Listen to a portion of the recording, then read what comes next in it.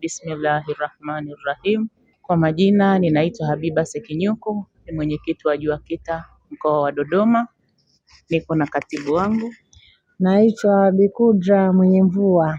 JUAKITA mkoa wa Dodoma kuelekea katika mazazi ya bwana wetu Mtume Muhammadin sallallahu alaihi wasallam. Mtume ametuamrisha kwamba tupendane. Pia kama tunapendana tufanye kwa vitendo.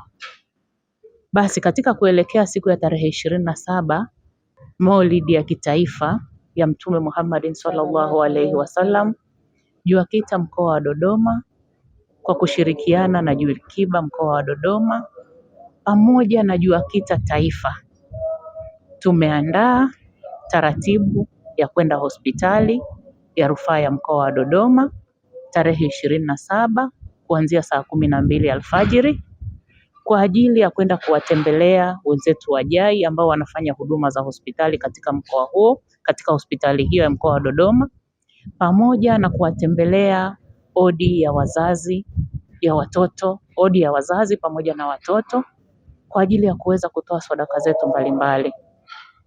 Lengo hili ni kumwadhimisha Mtume Muhammadin sallallahu alaihi wasallam na kutimiza ile azma ya kutuagiza kwamba tupendane.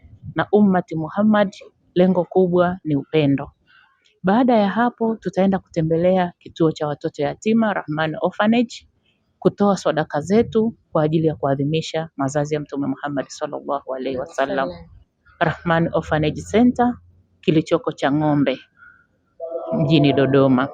Mwisho ninapenda kuwashukuru akina mama wote wa jumuiya ya Kiislamu mkoa wa Dodoma ambao wametuunga mkono, wametushika mkono kwa hali na mali ili kuweza kufanikisha zoezi hili zima la kumwenzi Mtume Muhammadin sallallahu alaihi wasallam.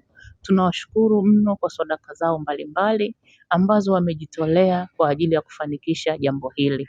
Mwenyezi Mungu awalipe heri nyingi, awafanyie wepesi kwa kila mazito, wagonjwa wote Allah awape shifaa. Wa hadha, assalamu alaikum wa rahmatullahi ta'ala wa barakatuh.